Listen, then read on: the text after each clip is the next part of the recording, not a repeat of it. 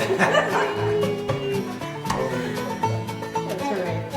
So here we are at another remote location because it is winter, right? January, I think it's the last day of January almost. Getting pretty close. Yeah, 2022.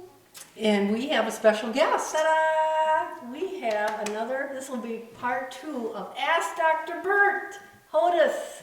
And the last time we talked to him, I guess we threw him some real interesting zingers. We were asking him about terms, medical terms that we had seen coming up in our historical files, words for things that we didn't know what they were anymore, and you knew them all. That was great. And well, creeping in cemeteries. Yeah, hanging out in cemeteries. So today we're going to bring up a subject. It was a disease that was really deadly, and it was terrible in this county and all other places, and that was diphtheria. So have you ever seen a case of diphtheria? No, and you know what? It's a rare thing in this country. There have been only 2 cases in the last 10 years. Wow. So that's amazing, and you think, like, why would we even think about it? It's because it has historically been just a major scourge, Yeah.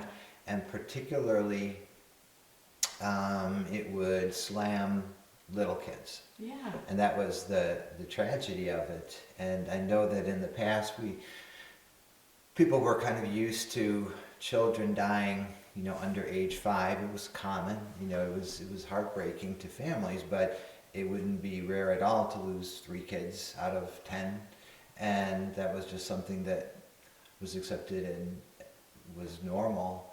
And very often this was due to infectious disease, and diphtheria was a major one. It would come kind of in waves, and it would just devastate communities. When were like the time stamps for when kind of diphtheria came on the scene as a problem? Right. Throughout history? In the BCs, like it was described in, Hippocrates in 500 BC. So it's been around for a long time. It wasn't always understood what was causing it, but it was described. And there still are outbreaks in this country. And before vaccinations, in this country, there were vaccinations throughout most of, or I don't know, from the 1930s or 40s, 50s on, but before 1980, when improved vaccinations happened, there would be 1 million cases. Oh, wow. Yeah, In this country? Yes. Wow, that's incredible. Yeah, and then and now really none. And it's because it's been actively vaccinated, and certainly since the 1980s and 90s, but in other places there's thousands of cases still. Really? In the world? Yeah. Yes, in the world. Yeah, but, Now, what are some of the clinical signs? Yeah. I mean, if we lived in that time stamp where, there was going to be an outbreak in our community, how did it typically start? Is it bacterial? Is it viral? Mm-hmm. Is it something that, somebody brought a sick kid to school or church and then it spread through the community that way? What was the typical exodus of how that spread? It's a bacteria, and it's airborne. And it might be, so if somebody sneezes or is coughing, and certainly close contact in families. This is why it would really devastate tight communities and families.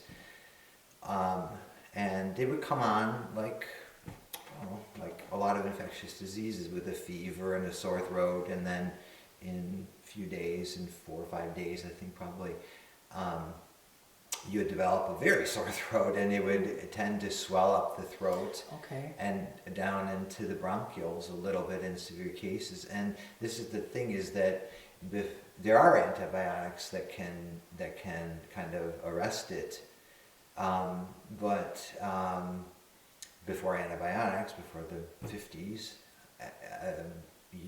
people would just strangle they would Suffocate? They would suffocate, yeah. Oh, And the treatments in the early days would be something like a tracheostomy, where you poke a hole into the throat to open the airway because the upper airway would be blocked. But the death rate was high; it would be like 10% or something of that. Well, and if your throat is all swollen enough to where you can't breathe, how do you eat? Right. Well, breathing was the biggest problem. yeah. But okay, they're able to do that tracheostomy that Oh, but then you're going to become weak if you don't have the fluids, and I don't know when IVs, right, IV ringer solution or whatever they call it, when did that come on board right, to, I That's- guess, treat the symptoms? right. That would be a last ditch thing that a surgeon would do when somebody was just clearly suffocating, and because they're not thinking about what's for lunch, they're Right. just trying to catch their Yeah, next breath. yeah. And What a horrible way for children to pass. Oh, I know it. Yeah. And I've read, I've seen where families lost 4 or 5 children, bing, bing, bing, one right after the other in the space of 2 weeks to diphtheria. Can you imagine that? The tragedy. I don't know how, yeah, it's just, and I guess, like you say, it was very infectious. right, right. And so let's say we're surrounded by one of these communities where there's conditions that are right to bring this on. Today, are they able to treat cases? Are the antibiotics that we have in our antibiotic toolbox, are they adequate enough to get on top of it? Right. Is there long-term damage Yeah. if you end up with a bacterial infection like that? Right. Well, okay. Penicillin, like the oldest antibiotic, is effective. So is erythromycin. That's an old one too. So these are effective. They weren't available in the 19th century or early 20th century Yeah. even. So people would just go downhill and be at the mercy of fate or something. But certainly younger kids, they're pretty durable. Little kids are pretty tough, but they have little airways, and they don't have much immunity because they really Right. hadn't had exposure. So you just do the best you could, I guess. The reason why it's actually a rarity in this country now is just that we aggressively vaccinate at a very early age with the tetanus and the polio, along also is the diphtheria. So we do that at 2, 4, 6 months, and again at 4 years old, and again at 18 months, and then 4 or 5 years old. And then we actually, you and I probably every 10 years get a tetanus booster, and it's with that too. Oh, okay. So you're pretty wrap around. So that, I mean, the best treatment is going to be prevention, and with a lot of things that's true. And so in the case of diphtheria, it's really only when people don't have access to health care or they don't have vaccines that this breaks down. And there have been, even where, and it takes one generation to go backward. When the Soviet Union dissolved, things were kind of chaotic, and in the 90s there was a huge breakout of diphtheria there. There hadn't been any. Really? Yeah, there hadn't been any. It was like here, and there hadn't been any. But all it takes is 15-year cycle on you, 20-year cycle, and if And you open the door for that monster to come back into the culture. Around. It's always around, and you just have to. I don't think we're likely to see it come back. The vaccine's good. So. Yeah. Is it soil-borne? Is it fungal-borne? I mean, how do we get exposed? Right, it's just a bacteria, and you can put it in a microscope and look at it, and it's carried by us. We're the hosts. Oh, okay. So, It all boils down to us. but it's not. You don't have it. I don't have it. But and it's like measles too. Measles is a virus, but it's always a bit around, and it's just when it has it's opportunistic. So when there's an opportunity, it thrives and it spreads fast, and it doesn't kill everybody. It can be quite mild, and you can I might have it and be not even ill. And, Oh, really? And be a carrier. A silent carrier. Right. Oh, boy. But We don't like silent carriers. no, and so what happens is it kind of, all these infectious diseases are similar. They will pick off the vulnerable people, and that's going to be the kids or the old people or Yeah. people maybe with diabetes or something that maybe their health is not completely great, and then those people might also have a worse outcome. Well, that's just so Yeah. tragic, and especially to find out that it's still going on today. I'm not sure if you're aware of this, but we farm. We've got lots of cattle. Nancy's got horses. We're pretty regimented with every generation to make sure that they get a tetanus shot, that they get a variety of vaccines, because of, you have a lot of animals.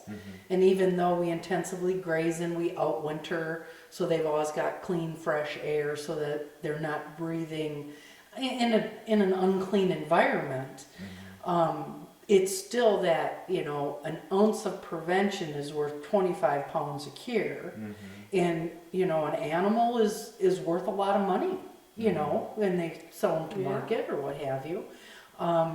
But I think our children and our middle-aged people and our old people are far more precious for us to kind of be dancing on that razor's edge of not doing some of these things that make perfect sense.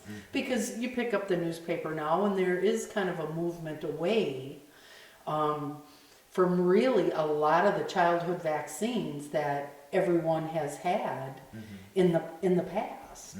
And that really puts the whole ball game at risk. The whole herd. The whole herd. Well, we got to think of ourselves in that way. We are a herd. We are herd animals. Yeah. aren't we? And we live in herds and in close contact. So it is, you have to wear two hats. You have to think of yourself, and you also have to think of your neighbors or your animals or your children. That's Yeah. all part of it's a little bit of a dance, but I think we're smart, we can do it. Yeah. And I think for the most part, most parents do like the boosters I was talking about, the tetanus and polio and diphtheria. And there is some objection there because there's been some question about the MMR. I think that you look at the statistics and the data, I don't hesitate to recommend it. I think it's a good one, but there have been some questions, and so in time we'll maybe get Some clarity? clarity. And you can't just, science is not just on demand. It takes time. It takes decades to sort of figure some of these patterns out. And it took hundreds of years to figure out what is the bacteria that causes, or what is a bacterium, even that. And so it may have been known by the Greeks that there's this illness and this is how it goes and it's bad, but they didn't necessarily know, they didn't know at all how it was spreading, and it took hundreds of years really to figure that out. Well, in medicine is a practice, because it's really, every day has to be a learning experience, because you see so many different things and you have to build the puzzles. You have to Right. put the puzzles together. Well, living is a practice, and hopefully the scientists and the doctors keep our ear to the rail and see what's coming down and what people are experiencing, because that's how we do learn as a society. But we have to be willing to learn. We have to be open to the ideas. Well, and having this discussion, and not to take us down a rabbit hole, but when Nancy and I do our travels for the history files, we spend a significant amount of time out in cemeteries. Yeah, people are always saying, "Oh yeah, you're out in a cemetery all the Again. time." And I was told by a fan of ours that watches regularly that he knows of at least 4 small family plot type private cemeteries Yeah. that he hasn't been able to find in any plat books. But in our cemetery searches, we see really blocks of time that there was either, like we talked about earlier, 3 or 4 children in the same Yeah. family, all with the same years, the same timestamps. Yeah, sometimes within 2 weeks. Yeah. You There's- figure that's an Four or five. infectious. Yeah. But we've also noticed that there's an incredible amount of what I like to call angel headstones, where it was baby girl, or, so it was, then you look at those, lots and lots of maybe stillborns, or early term, what have you. And also at the same time, the mothers are lost. Yeah, I mean, some men back then, they went back 2, 3 wives, and they were usually losing them in childbirth. So Yeah. why did so many women die in childbirth? They still do. It's still a problem. It's much better. I hope But so. but pregnancy and childbirth is a hazardous thing, and I think I've read somewhere that 800 women a day worldwide. I'm not Okay. just talking about in Trempealeau County here, Boy, but I hope not. no, but die. Wow. 800 a day, and it's gone down, and a lot of it has to do with affluence. So in the U.S., in Western Europe, and places that have intact, organized medical care and access, it's gone down. It has not. It's actually gone up a little bit in the U.S. in the last 10 years or something, 10, 12 years. Really? It's trending upward? A little. Wow. And it's not as good as you think it should be either. I mean, there are some places weird. Poland is very good. Iceland, Finland, really good. And so we're not like at the top of the heap here. And there are a lot of reasons, just economic, socioeconomic. We're a big country. Access is not uniformly great. That women are older, trending older in childbirth, and so they might Yeah. have some coexisting medical challenges that make childbirth harder. And we're saying these are not all women that die in the act of giving birth. I mean, most problems happen after the birth, so it's going to be like hemorrhage or infection. Okay, that's what they call childbed fever. Yeah, that's Was infection. was child Infection. okay? Yeah. Okay. That's because- much less big a problem than it has been in the past, because people usually do deliver in a hospital, and even if you didn't, even if you had a home birth, it would probably be recognized and you would be able to get to a hospital, but you have to recognize it. And and you have to have transportation to the hospital if you live out To way get out you in the there. country, yeah. Well, and I would assume dealing with hemorrhage is much more precarious if you're not in that setting where immediate advanced care is available right now. Right. Because Oh, yeah. hemorrhage is essentially you just bleed out, right? You bleed to Probably death. isn't much they could do back then. Right. If you were just a midwife or, Right. yeah. And, there are some things that you can do, but they aren't as effective as the things you can do if you're in a hospital Sure. under Wow. obstetric care. And in midwives survey, there are effective medications. Probably hemorrhage is a high cause of death, but not as high. But it's manageable. It's understood what's going on, and there are medications. We'll use oxytocin, and there are some other agents that can be used, and those are effective. And Oxytocin tightens everything down and Yes. slows the bleeding. yes, exactly. Yeah, but doesn't that also start labor too, doesn't it? It does. It does, and Yeah. it'll make you release milk if you're lactating. So wow. Farmers it's- use it on their cows. It's an all-purpose drug, but it will cause the muscle, Yeah. this smooth muscle, just to tighten up, and that's why it might stop if you have a lax uterus and Yeah. it's bleeding, and it can bleed fast, and it can be very alarming. Hmm. So you need to do something. You need to recognize it. And you need to do something fast.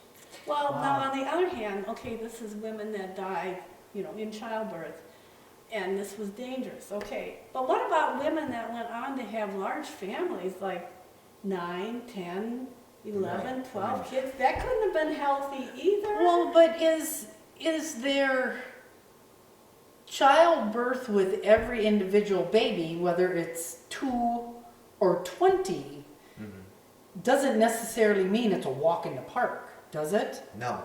And when we talk about, this is why statistics can be tricky at times. I mean, you say, okay, women, what's the mortality rate for women having babies? Well, in this country they might have 2, or in Britain they might have 1 or 2, but in Somewhere else. Vietnam they may have 6, or so the number of visits to this event, if you're having 6 or 7 kids, yes, your risk goes up. It probably doesn't go up numerically. You do have a quicker delivery. That's one thing. So, if you're a multiple person and you've had babies before, it does go faster. But it doesn't mean that you're not going to be at risk for more hemorrhage is a higher risk as you go along. And also, if you're older, the chance of having some kind of other condition that can make pregnancy a stress to you goes up. Certain conditions, another big potentially fatal condition is going to be a hypertensive problem like preeclampsia.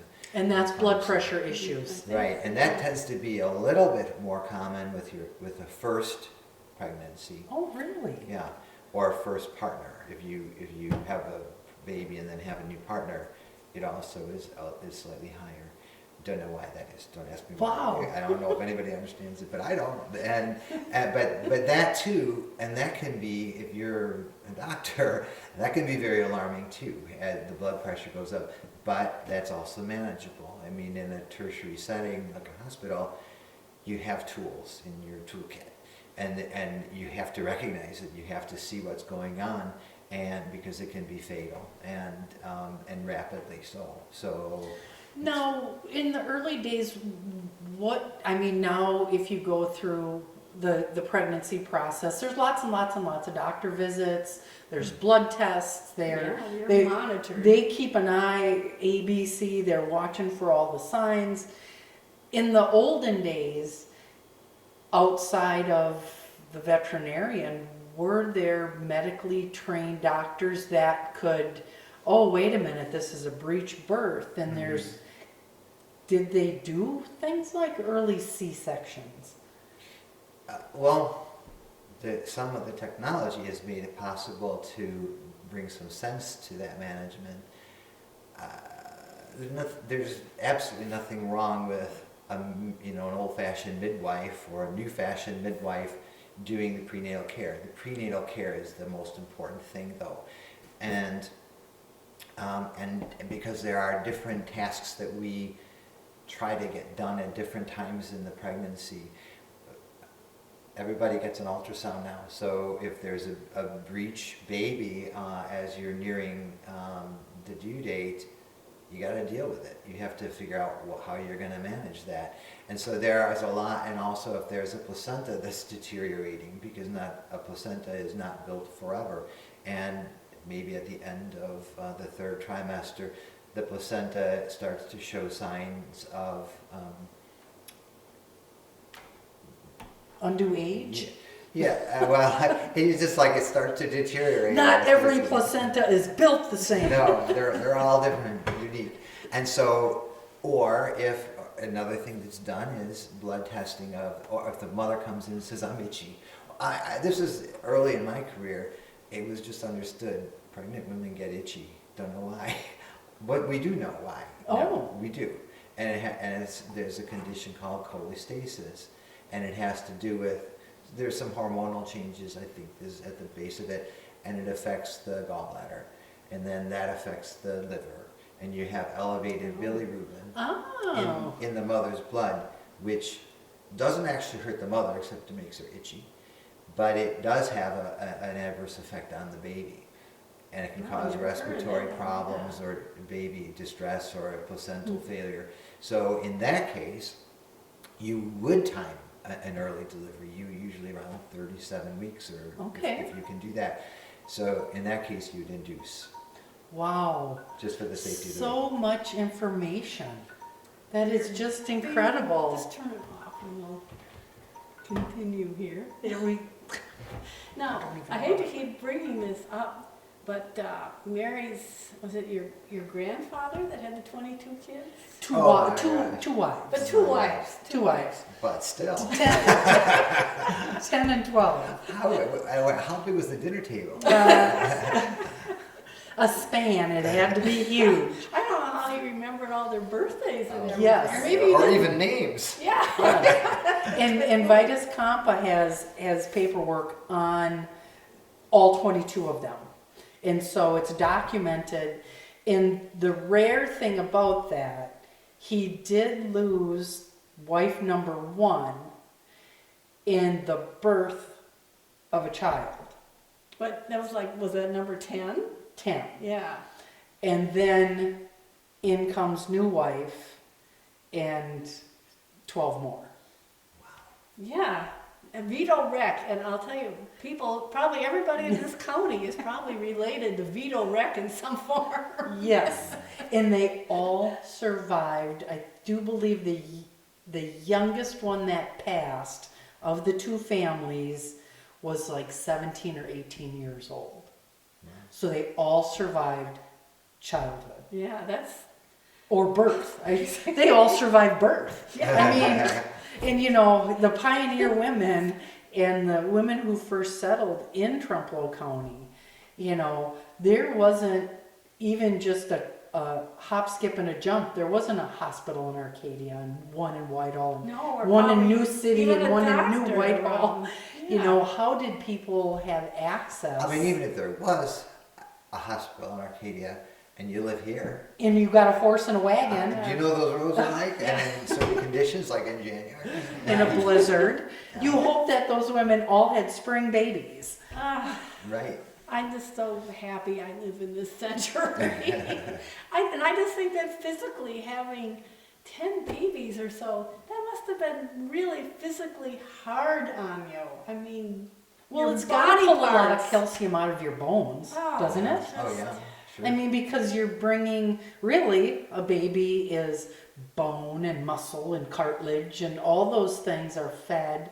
I talk like a farmer, off the back fat of the mom. Right. Well, And then, okay, we're talking 40 weeks of a pregnancy, but you're also nursing Yeah? in between. That's really efficient use of time. You know, with the 22 kids, because you just finished nursing maybe, and then that's quite good. That's Well, quite an I've accomplishment. had people that tell me they had a hard time weaning the one child before the new one came. So Right. the idea that Yeah, this it's not birth great control was control. not No, great. no. Well, I was going to say, isn't there an old wives' tale that circulates around that if the mom's in a negative energy balance while she's nursing, that she may not be fertile during that time frame? Oh, I think it does. I don't know if that's an old wives' tale. I think actually it is true that it is a birth control, but it's not a very good one. Oh, okay. So Okay, Yeah. so don't try that at home. No. don't rely on it, let's put it that way. Wow, where the history file goes. Yeah, I know. Now, Vitus, is he related to the? He's my cousin.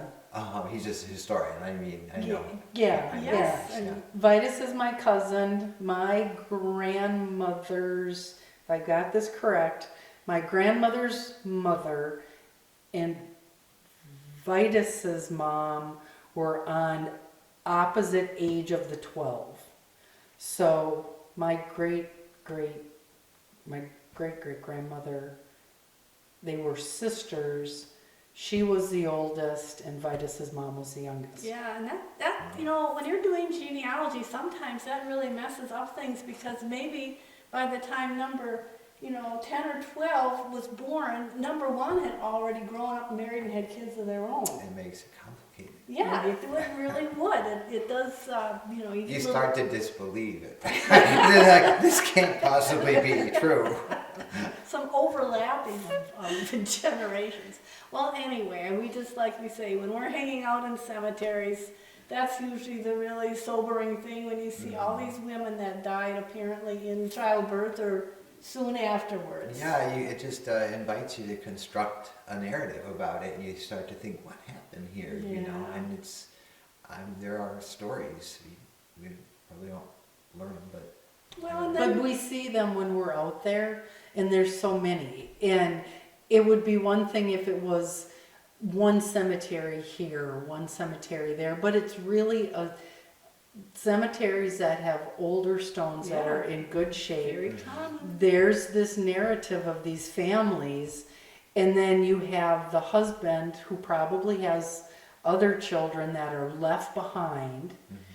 And you know, we've seen twin stones and mom, and I mean it's really sobering to realize that we as a human population, we're still here despite over and over death and Yeah. tragedy, especially so early, not only from childbirth but from these diseases that come through and go poof and take a bunch of people Yeah. out.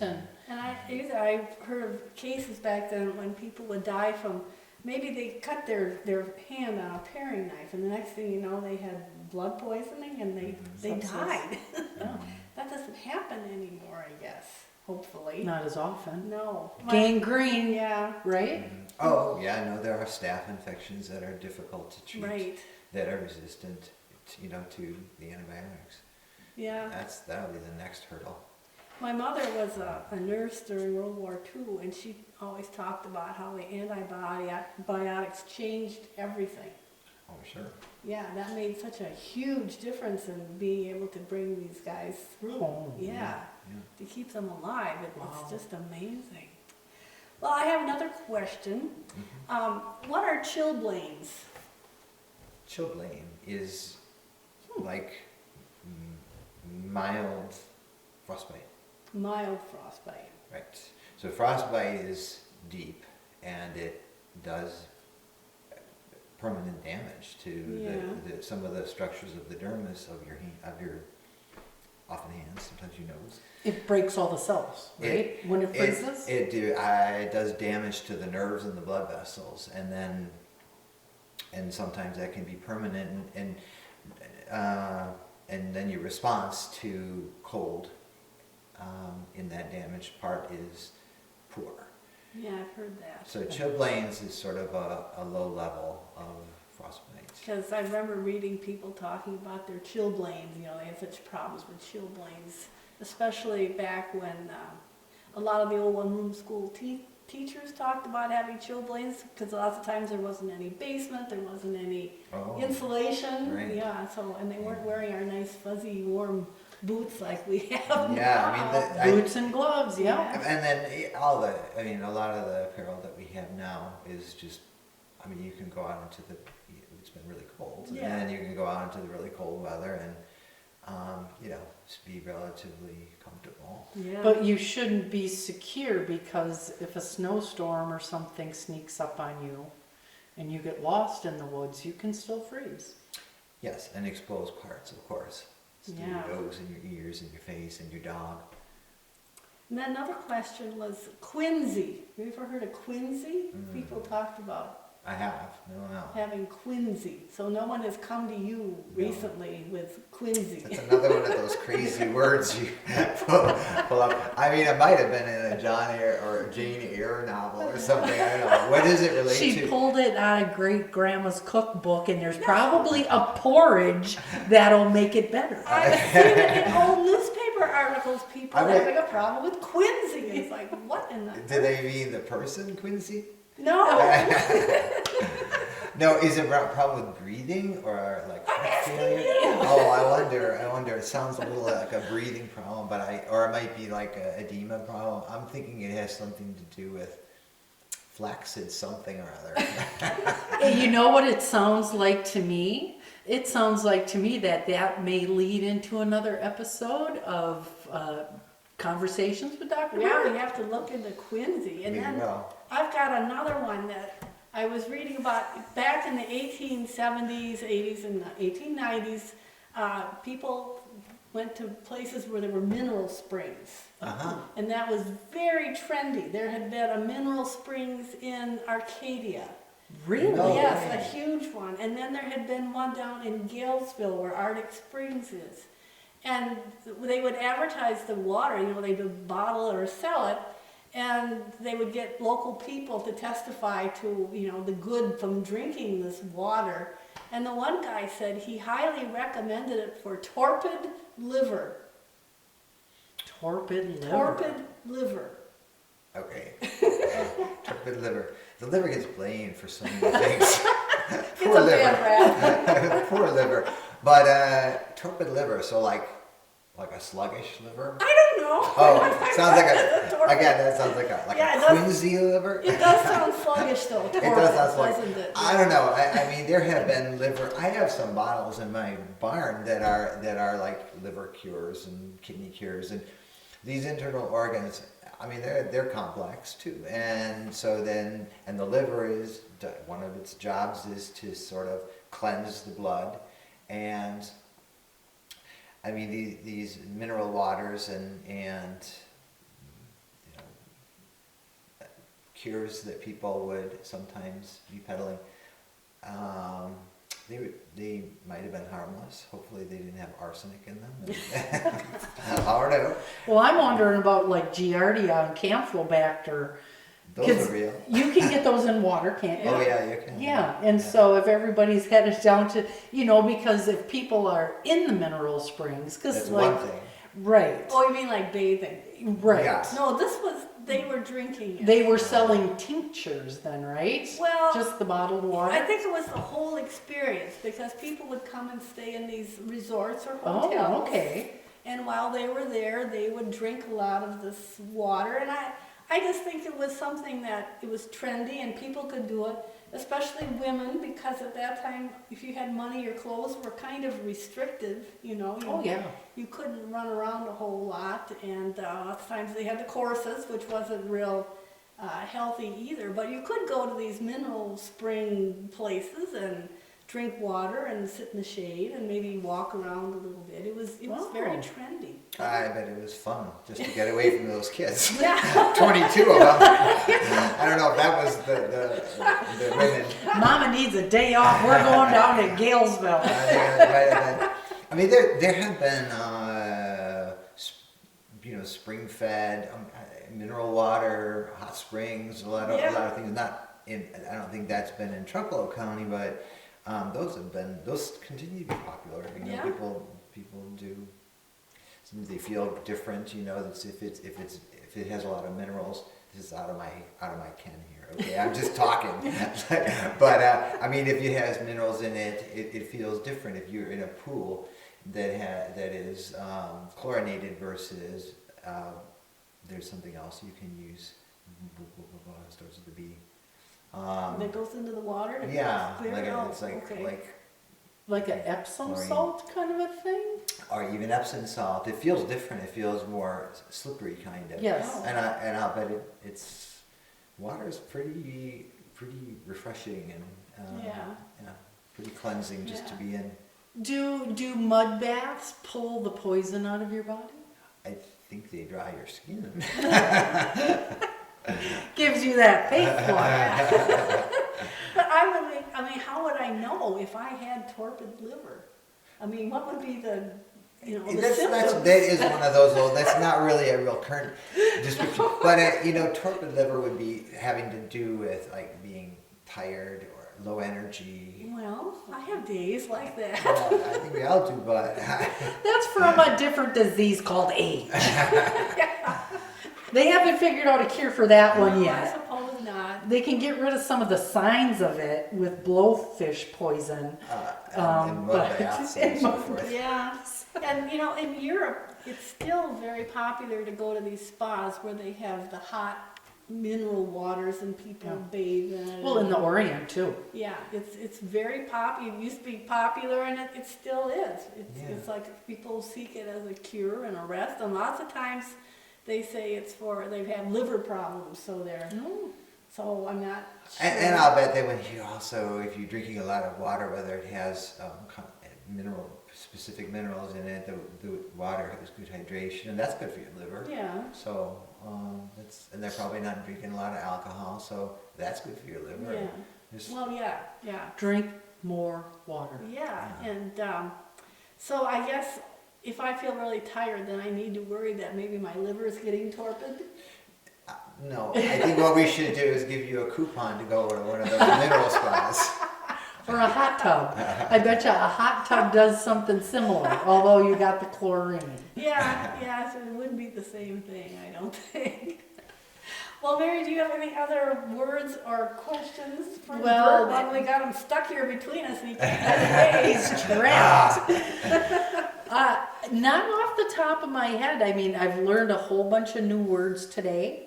I've learned a lot of things about. Use them in a conversation. There this we week. go. Wow, Fred, you look like you must have torpid liver. I learned some new words too. I'll say, Fred, maybe you needed to see a blowfish. That sounds really terrible, doesn't it? What a wonderful way to spend some time. Yeah, and it's been elucidating. It has answered some of our questions about diphtheria, and I had actually looked in some old newspapers trying to do some research on this, and it seemed like by the 1920s that they were saying, that the cases of diphtheria had gone way down, like it was maybe only 40 that year in La Crosse County or whatever, so it was going down. I don't know if they started with the... Vaccine, no, but Okay. they did have an antitoxin. The antitoxin. And okay, this is winter, and I ski. I don't run dogs in Alaska. But the Iditarod, the Yeah. Iditarod? Okay, do you know what that is? Yeah. I mean, race, it's yeah. a race, but it is, it's like a celebration of something that happened in like 1925, I'm just guessing at that date, a long time ago, where there was a case of diphtheria in Nome, Alaska, and there are no roads there, or the roads were closed, and they ran these dogs with an antitoxin Oh, yeah, to there. that's And true. so it's a true thing. And, Yeah, and it is a true so thing.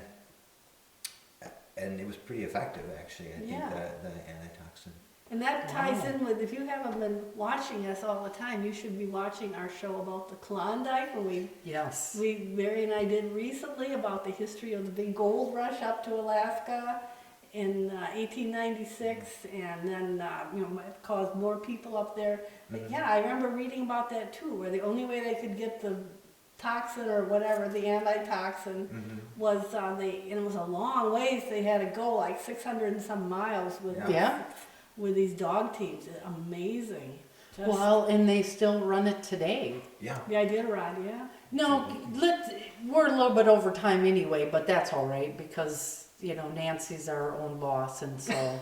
Right.